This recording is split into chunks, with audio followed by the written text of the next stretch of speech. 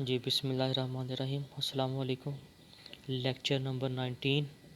इसमें आज हम देखेंगे इतबारी ज़र और तरसील ज़र के जदीद आलात, यानी ज़र को एक जगह से दूसरी जगह पहुंचाने के लिए आजकल जो मॉडर्न टूल्स इस्तेमाल हो रहे हैं उनको इतबारी ज़र और तरसील ज़र के हम मॉडर्न इंस्ट्रूमेंट कहते हैं। ये असल में इसी क्वेश्चन का हिस्सा ही है। पिछले का जो हम पढ़ रहे थे आलात ज़र एतबार हमारा मेन टॉपिक था, उसमें पहले हमने रवायती यानी कि पुराने आलात पढ़े।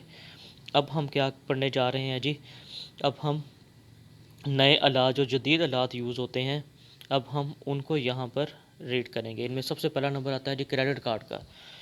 इसे प्लास्टिक मनी भी कहा जाता है। इसके ऊपर एक मैग्नेटिक स्ट्रिप होती है, जैसा सिम के ऊपर गोल्डन कलर की होती है वैसे ही एक इसके ऊपर भी स्ट्रिप लगी होती है। सारा फंक्शन उसी का ही होता है और ये किसी बैंक या कंपनी की तरफ से जारी किया जाता है। क्रेडिट कार्ड रखने वाले को इसकी मदद से अशिया और खदमात की ख़रीदारी का इख्तियार भी हासिल होता है। ऐसी ख़रीदारी नकद की बगैर की जाती है, इसकी अदायगी बाद में होती है। यानी कि एक मशीन सी होती है, उसके अंदर हम कार्ड को फेरते हैं तो फिर बैंक में से वो पैसे कट जाते हैं, यानी हमारे अकाउंट में से उसकी रकम की अदायगी हो जाती है। आगे वो क्या कह रहा है जी, इसका प्रोसीजर क्या होता है। हमें पहले किसी बैंक में अकाउंट खुलवाना पड़ता है, फिर उतनी मतलूबा रकम बैंक में जमा करवानी पड़ती है जितने का हम क्रेडिट कार्ड बनवाने जा रहे हैं। फिर इसके ऊपर हमें सूद भी अदा करना पड़ता है थोड़ा सा। फिर क्रेडिट कार्ड जारी करने वाली दो बड़ी कंपनियां होती हैं, ठीक है, एक वीज़ा और एक मास्टर कार्ड। ये आप गूगल पे सर्च करके जो है वो इसका सैंपल भी देख सकते हैं कि अब आप सर्च करेंगे ना कि क्रेडिट कार्ड पिक्चर्स, तो आपके सामने क्रेडिट कार्ड की मुख्तलिफ पिक्चर्स आ जाएंगी, फ्रंट साइड भी और बैक साइड से भी। उसके ऊपर आप देखेंगे कि किसी के ऊपर वीज़ा लिखा होगा, किसी के ऊपर मास्टर कार्ड होगा। ये इंटरनेशनल कंपनीज होती है, इनसे ये क्रेडिट कार्ड मंजूर करवाना पड़ता है। इससे क्रेडिट कार्ड की मौजूदगी की सूरत में ज़र नकद पास रखने की ज़रूरत पेश नहीं आती, जो है वो वैसे ही लेन देन के लिए लोग इसको इस्तेमाल में ले आते हैं। नेक्स्ट क्या कह रहा है जी, एटीएम कार्ड। एटीएम कार्ड सब लोगों के पास ऑलमोस्ट जो है, जिनका बैंक अकाउंट है, आजकल सब लोग मोस्टली लोग जो है वो चेक बुक की बजाय इसी को ही यूज़ कर रहे हैं।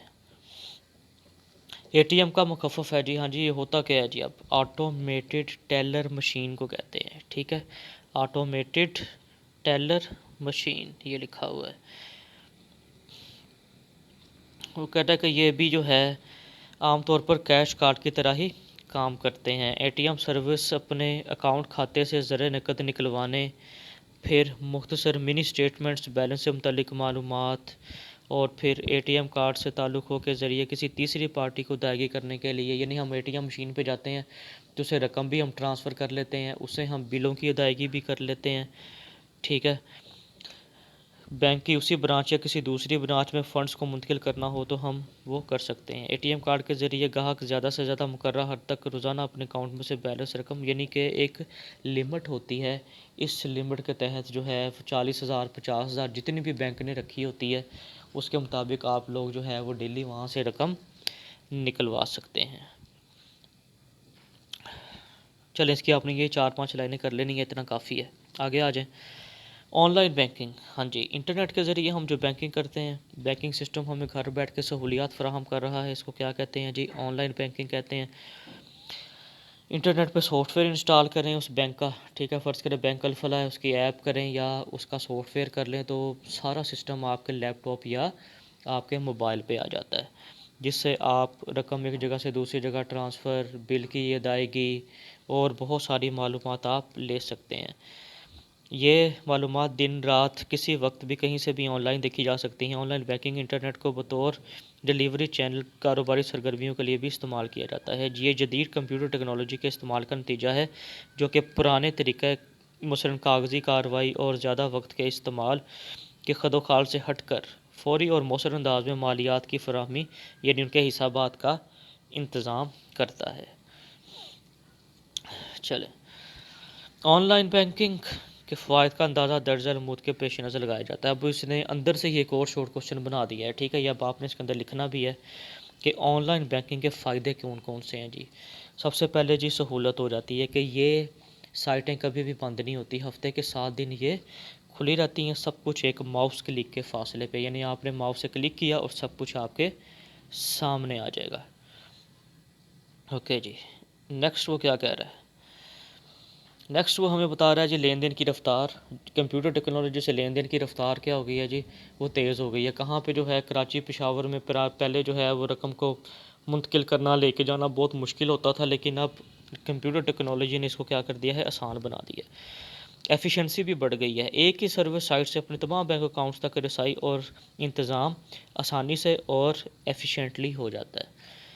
ये सारी चीज़ें बहुत मौसर भी हैं।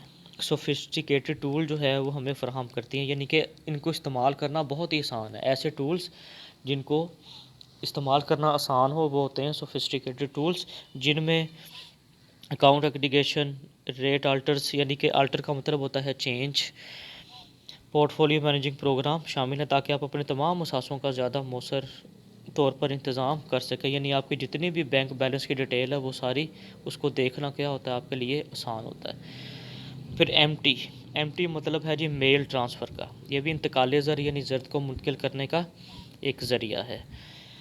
इस तरीक़ेकार के तहत कोई ख़ास हालात तो इस्तेमाल नहीं होता जब रकम की मुंतकली की दरख्वास्त मुतलका बैंक को की जाती है, तो कुछ पेशबंदी करते हुए बैंक रकम ट्रांसफ़र कर देता है। ठीक है, नीचे उसने ये भी लिखा हुआ है कि इसे ग्राहकों के फ़ंड्स ट्रांसफ़र के लिए अमूमन इस्तेमाल किया जाता है। ये बैंकिंग जो वाले हैं, एक बैंक से दूसरे बैंक वाले आपस में इसको इस्तेमाल करते हैं जी। इसी तरह जो टीटी है, ठीक है, टेलीग्राफिक ट्रांसफ़र, तमाम मुल्की जारी करदा टेलीग्राफिक ट्रांसफ़र ड्राफ्ट सेक्शन वाले रजिस्टर में दर्ज होते हैं। यानी हर बैंक का अपना एक टीटी नंबर होता है, सीरियल नंबर होता है, जिसके ऊपर लफ्ज़ टीटी दर्ज होता है। और ऑर्डर्स की अदायगी मुतलका मुस्तफ़ीद होने वालों बेनिफिशरीज़ को फ़ौरी तौर पर कर दी जाती है जी। ये भी जो है वो एक आला है रकम ट्रांसफ़र का। ये भी बैंकिंग सिस्टम आपस में एक दूसरे के लिए इस्तेमाल करते हैं। ओके जी, यहाँ तक हमारा ये लेक्चर ख़त्म हो गया। अगले लेक्चर में हम देखेंगे जी तबारी ज़र के फ़ायदे कौन कौन से हैं।